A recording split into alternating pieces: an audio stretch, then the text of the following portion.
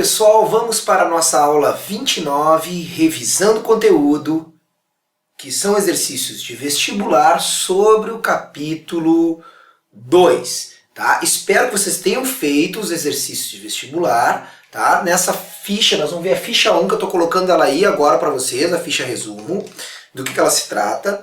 São apenas 3 exercícios esse vídeo, né? Cada ficha será um vídeo, certo? Então você pode fazer por blocos aí, por tipos de exercícios.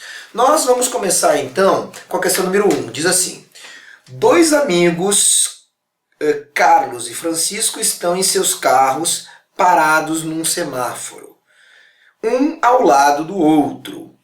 Quando o farol fica verde, Francisco parte e Carlos, não percebendo a abertura do sinal, pisa no freio, pois tem a impressão de que seu carro está indo para trás. A respeito dessa situação, posso afirmar que o quê? Olha só, olha o que aconteceu. O Francisco saiu e o Carlos ficou.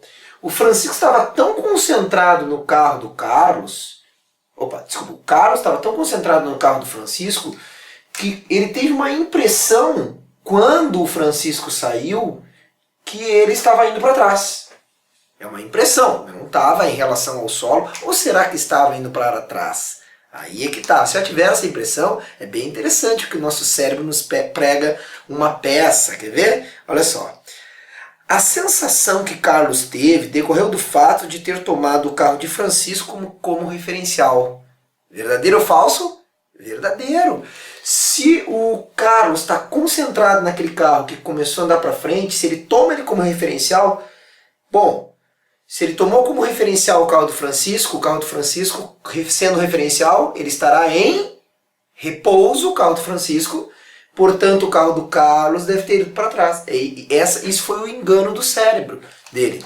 Então, a 1 é verdadeira. A 1 é verdadeira. Tá? Ele usou o carro do Francisco, do que saiu em relação ao solo, como referencial. E daí ele tem que ir para trás. Está correto isso. Certo? Em relação ao carro de Francisco, o carro de Carlos se deslocou para trás, colidindo com outro carro que estava atrás do seu, parado em relação ao semáforo. Olha só, cuida com o item 2. Em relação ao carro de Francisco, aquele que em relação ao semáforo saiu andando.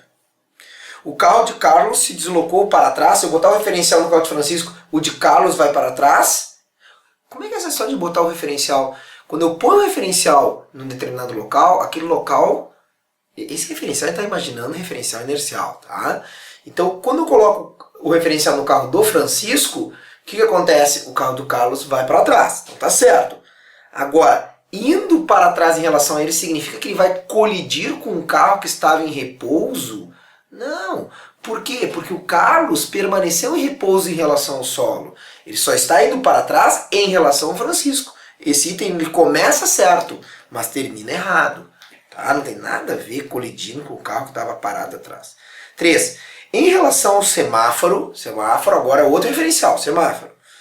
O carro de Carlos não se movimentou, correto? Ele ficou parado lá em relação ao solo e em relação ao semáforo. Então, correta 1 e 3, C de Canadá para a primeira questão. Tá? C de Canadá. Então, questão número 1, C de Canadá. Número 2.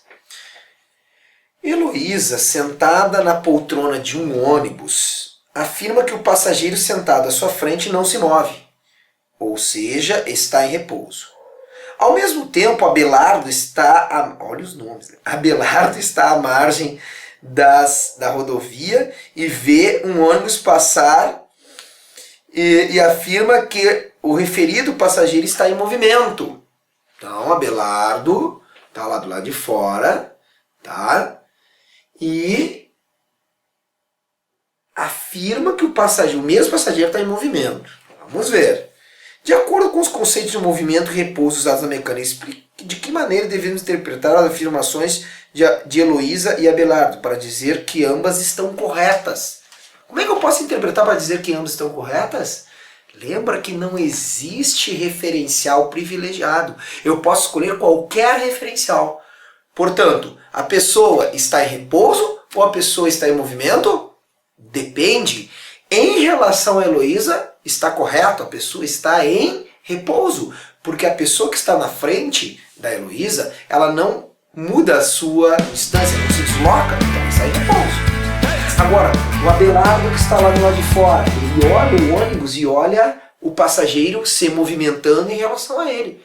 Ou seja, a pessoa está em repouso em relação a Heloísa e em movimento em relação ao Abelardo. Os dois referenciais estão corretos. Não existe referencial privilegiado.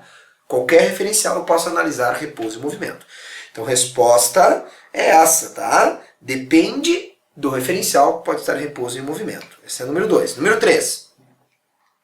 Júlia está andando de bicicleta com velocidade constante. Esse velocidade constante a gente imagina que é em relação ao Sol. Não falou, mas deveria falar. Quando deixa cair uma moeda, Tomás está parado na rua e vê a moeda cair. Considere a resistência do ar. Não, considere desprezível a resistência do ar. Então não tem ar para atrapalhar aí a nossa questão. Assinale a alternativa que melhor representa as trajetórias da moeda com observação a Júlia e Tomás. Nota, a Júlia está andando de bicicleta, tá aqui digamos que seja a moeda, está andando de bicicleta. Aí a moeda cai em relação a Júlia, ou seja, em relação a Júlia só vai enxergar a moeda descendo.